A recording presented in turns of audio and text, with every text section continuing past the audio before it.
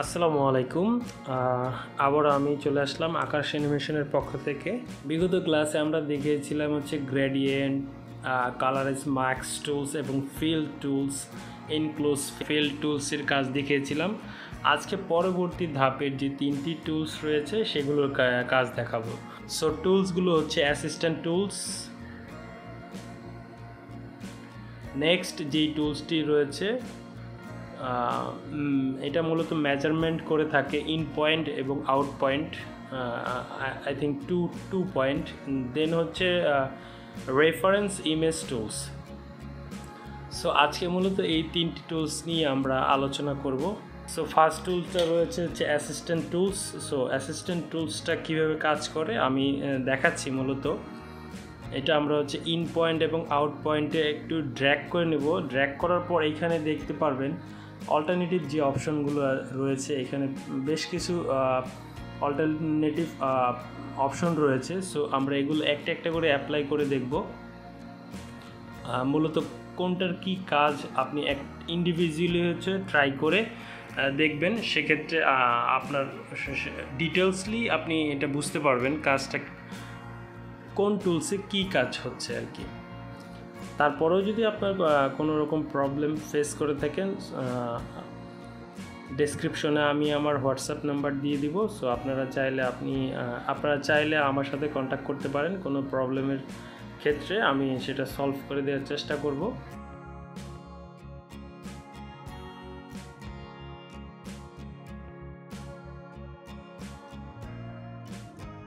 So আমরা এখানে একটা সার্কেল নিয়েছি। সো সার্কেল নেওয়ার পর যখন দেখবেন আমি ব্রাশ টুল দিয়ে ড্র্যাগ করছি।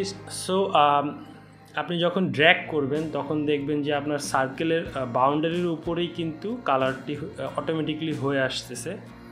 সো আপনি এর কালারের বাইরেও যদি আপনি ড্র্যাগ করেন কিন্তু সেক্ষেত্রে কালার হবে না, আপনার ওই বাউন্ডারি লাইনেই কিন্তু কালার হবে। তো আমরা পরবর্তী অপশনটি অ্যাপ্লাই করে দেখি, ফ্ল্যাশ আই টু পয়েন্ট।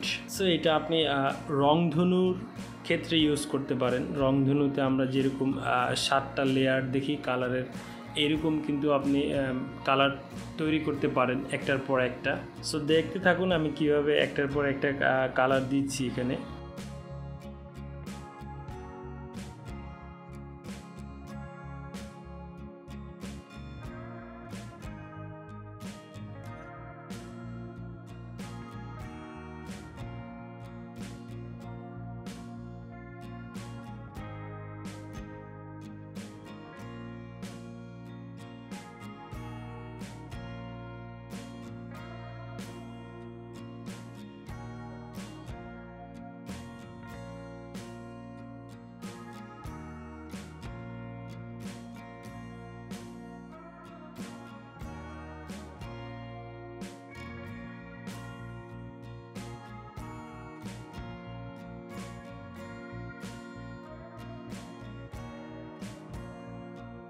আপনি রাউন্ড শেপ ছাড়াও কিন্তু আপনি অন্যান্য শেপেও কিন্তু জিনিসটা করতে পারেন।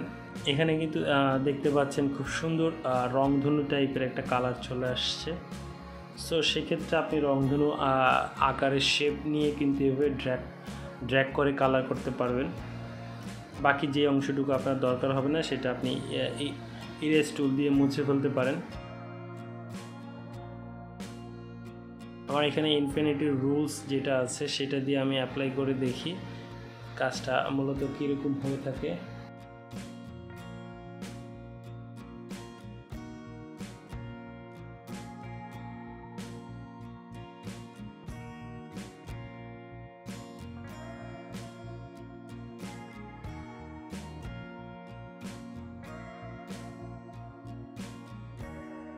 সো আমার এখানে অ্যাসিস্ট্যান্ট টুলসটা আমি সিলেক্ট করে একটার পর একটা অপশন ইউজ করে দেখব আসলে কোনটাতে কি কাজ মূলত হয়ে থাকে।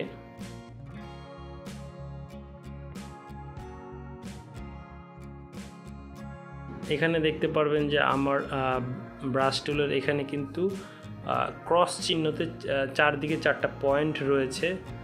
সো আপনি এই 4টা পয়েন্টের অ্যালাইনমেন্টের উপরেই কিন্তু যখন ব্রাশ টুল ইউজ করবেন দেখবেন যে কালার হবে।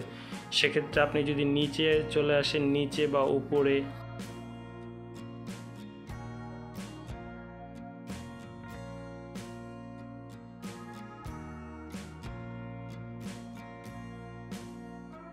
এখানে আমরা ক্রস চিহ্ন যেই শেপটি দেখাচ্ছে, এই ক্রস চিহ্নের উপরেই কিন্তু আমি চাইলে কালার করতে পারবো।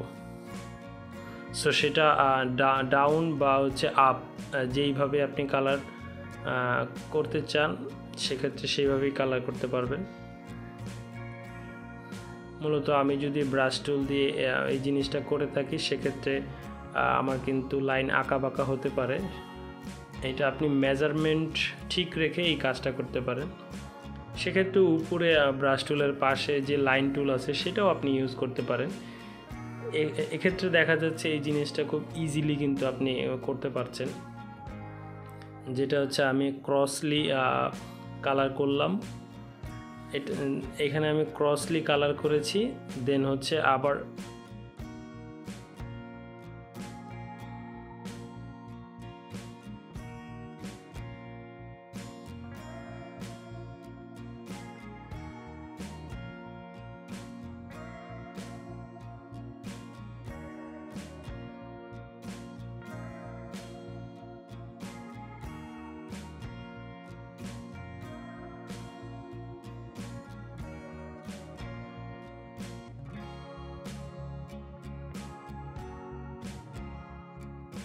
এখানে আমার নেক্সট টুলস যেটা রয়েছে পার্সপেক্টিভ। সো এটা কিভাবে কাজ করে আমি দেখাচ্ছি।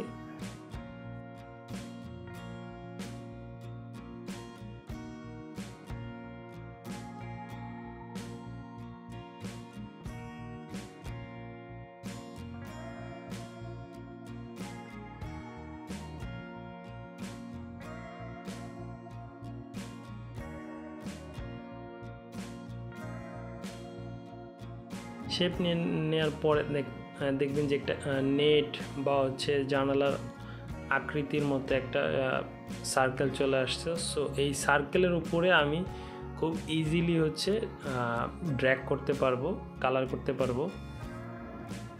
সেক্ষেত্রে আপনি আমার মাউসটা একটু খেয়াল করে দেখবেন, মাউসের কাটসারটা কিন্তু চারদিকে 4টা পয়েন্ট রয়েছে। সো মিডল পয়েন্ট থেকে আপনি উপরে যদি ড্র্যাগ করেন তাহলে উপরে কালার চলে যাবে, নিচে ড্র্যাগ করলে নিচে কালার আসবে, এবং বোথ দুই সাইডেও কিন্তু আপনি সেম ওয়েতে কালার করতে পারেন।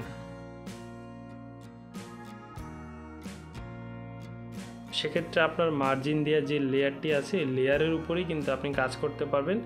সেক্ষেত্রে পরবর্তীতে আপনি আবার অ্যাসিস্ট্যান্ট টুলস সিলেক্ট করে ক্লিক করার পর আমার কিন্তু নিচের যেই গ্রে কালারের যেই অপশনটি রয়েছে বা আর্টবোর্ডের যেই নেটের যেই অংশটি রয়েছে সেটা আমি ডিলিট করে দিলেই কিন্তু আমার অনলি শুধু কালারটি থাকবে। এখানে আমি ডিলিট করে দিচ্ছি, দেখেন এখানে কিন্তু কালার করা ফাইলটিই রয়েছে এখানে। সো এবার আমি নেক্সট আরেকটি লেয়ারের কাজ করে দেখাচ্ছি। এটা মূলত হচ্ছে রাউন্ড একটা শেপের কাজ করবে। আগের যেটা ছিল ওইটা শুধু আপনার চতুর্ভুজ আকারের কাজ করতে পারবেন, আর এক্ষেত্রে এটাতে শুধু আপনি রাউন্ড শেপ ইউজ করতে পারেন।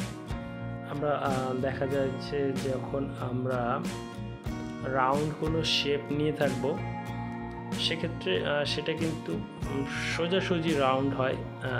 এখানে আপনি দেখতে পাচ্ছেন যে পার্সপেক্টিভ যেই লেয়ার অপশনটি রয়েছে সেটার কারণে সেটা কিন্তু একটু কার্ভ আকৃতির রাউন্ড শেপ রয়েছে আর কি।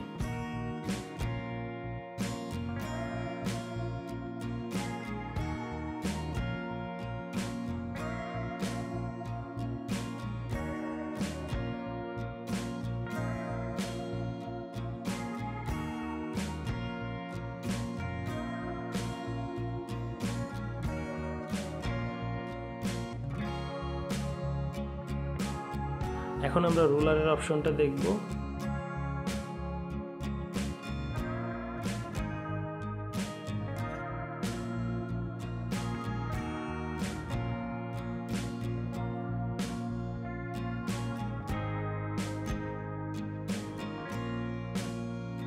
এই টুলসের অপশনটি দিয়ে মূলত হচ্ছে আপনি যে কোনো কার্ভ আকৃতির কালার ইউজ করতে পারেন। মূলত আমরা এটা পেইন্ট টুলের মাধ্যমে এরকম শেপ দিয়ে থাকি, সেক্ষেত্রে আপনি এখানে শর্টকাটলি ইউজ করতে পারেন, পেইন্ট টুল আপনার ইউজ করতে হবে না।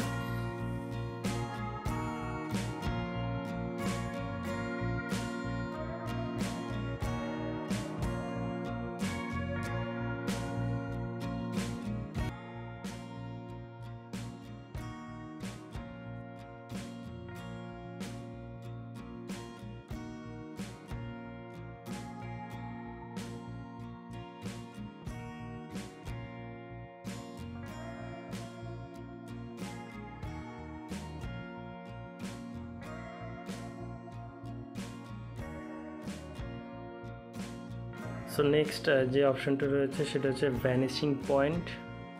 ভ্যানিশিং পয়েন্টটা হচ্ছে আপনার ইন পয়েন্ট এবং আউট পয়েন্টের অংশ সংযুক্ত হয়ে দুইটি লেয়ার, আপনি দেখবেন যে মাউসের কিন্তু দুইটি লেয়ার পয়েন্ট যেখান থেকে স্টার্ট হবে সেখান থেকে আপনি ড্র্যাগ করলে কিন্তু কালারটা হয়ে যাবে এখানে। এটা মূলত স্কেল বা হচ্ছে মার্জিনের ক্ষেত্রে আপনি খুব ইজিলি এই টুলসগুলো ইউজ করতে পারেন। সো আশা করি এই টুলসটির কাজ আপনারা বুঝতে পেরেছেন। সো নেক্সট যে টুলসটা সেটা মূলত হচ্ছে ইন পয়েন্ট এবং আউট পয়েন্টের মেজারমেন্ট করে থাকে আর কি। সাপোজ আমি যদি একটা ড্র্যাগ করে থাকি, সেক্ষেত্রে আপনি এখানে দেখতে পারবেন যে আমার ড্র্যাগের যে মেজারমেন্টটা সেটা রয়েছে। আমি এখানে ড্র্যাগ করলাম, নর্মালি হচ্ছে একটা চতুর্ভুজের শেপ নিলাম, রেক্টেঙ্গুলার শেপ নিয়ে নিলাম, নেওয়ার পর সেটা আমার ইন থেকে আউট পয়েন্টের যতটুকু মেজারমেন্ট সেটা কিন্তু আমাকে এখানে শো করবে।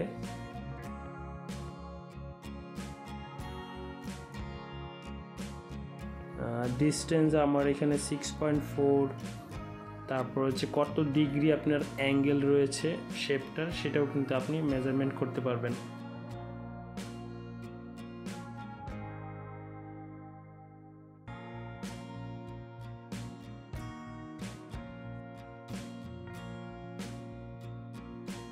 মূলত এটা মেজারমেন্টের ক্ষেত্রেই, এখানে আপনার মিলিমিটার, সেন্টিমিটার, ইঞ্চি, পিক্সেল বিভিন্ন রকমের মেজারমেন্টের অপশন দেওয়া আছে। আপনার যেটা কাজের প্রয়োজনে যেটা ইউজ করা দরকার সেটা ইউজ করে নেবেন। দেন আমার এখানে রেফারেন্স ইমেজ টুলসের যে অপশনটা রয়েছে, এটা মূলত হচ্ছে আপনার কাজের ক্ষেত্রে কোনো রেফারেন্স পিকচার যদি আপনার আর্টবোর্ডে নিয়ে আসতে হয়, সেক্ষেত্রে আপনি নিচের যে অপশনটা আছে প্লাস চিহ্ন যে অপশনটা রয়েছে সেটা আপনি ক্লিক করে দেন হচ্ছে আপনার কাজের ক্ষেত্রে যেই ইমেজটি দরকার সেটা আপনি ইজিলি এখানে ওপেন করে নিতে পারেন। সেক্ষেত্রে আমার এখানে অপাসিটির যে অপশনটা আছে, অপাসিটি কমিয়ে বাড়িয়ে নিতে পারেন। স্যাচুরেশন যেটা আছে মূলত হচ্ছে কালার, এটা সেক্ষেত্রে আপনি সাদা কালো ইউজ করতে পারেন বা ফুললি কালার ইউজ করতে পারেন। সো বেসিক্যালি আজকের ক্লাসের এই 3টি লেয়ার নিয়ে আমি কথা বলেছি। সো আশা করি সবাই বুঝতে পেরেছেন। নেক্সট ক্লাসে আমি দেখাবো হচ্ছে সিলেকশন টুলস এবং শেষের যেই দুটি টুলস রয়েছে এখানে দেখতে পাচ্ছেন, সেটা হচ্ছে